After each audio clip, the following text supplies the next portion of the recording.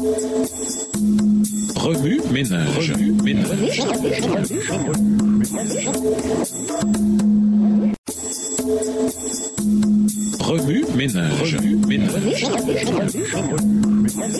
Bienvenue dans votre émission. Remue ménage. Nous voilà à la leçon de lundi. Interpréter l'interrogatoire des témoins. Refusant de croire ce qu'ils avaient vu, les Juifs firent venir les parents de l'aveugle. Tout en confirmant l'identité de leur fils, ces derniers refusèrent de dire comment le miracle s'était produit. Jean 9, les versets 20 et 21. Ils esquivèrent les questions et déclarèrent que leur fils était plus qu'en âge de témoigner au verset 21. Pourquoi une telle réponse? Simplement parce qu'ils craignaient d'être expulsés de la synagogue au verset 22 et 23. Malgré l'étonnante transformation de leur fils, ils se laissèrent dominer par la peur. L'homme guéri se retrouva ainsi au cœur de l'attention et des questions. Jean 9, versets 24 à 34. La conversation qui suit est la plus animée du chapitre. Les pharisiens avaient l'intention de contraindre l'homme ou de l'humilier, mais celui-ci ne se laissa pas démonter. Il leur répondit par des arguments irréfutables. Les chefs se focalisèrent alors sur la conception traditionnelle selon laquelle le péché est lié à des actions spécifiques, en l'occurrence la violation du sabbat. N'arrivant pas à défendre clairement leur position, ils passèrent à l'arrogance et aux menaces. Les versets 28 et 34.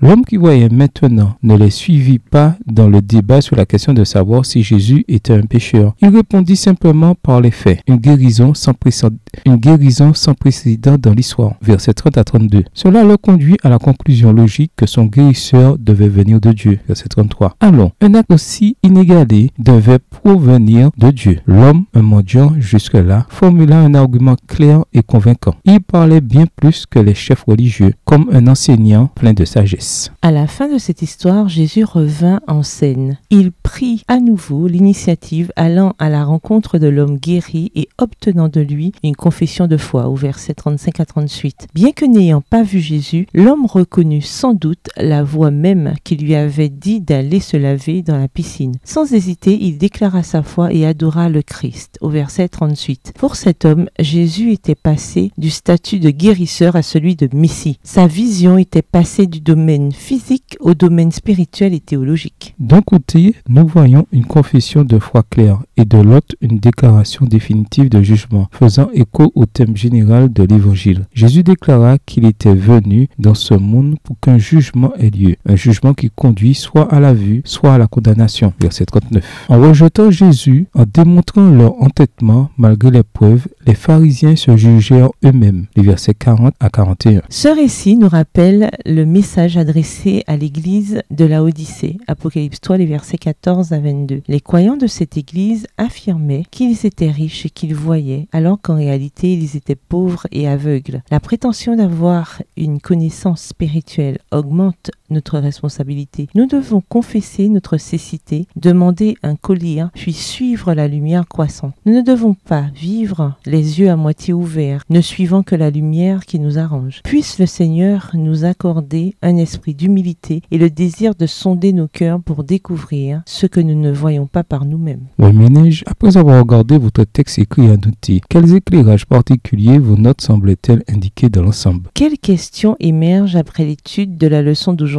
Quelle partie trouvez-vous difficile? Quels autres principes et conclusions découvrez-vous? De quelle manière pouvons-nous être tentés de laisser la peur contrôler la façon dont nous témoignons et le moment où nous témoignons? Au revoir. Et à demain si Dieu veut. Remue ménage. Remue ménage.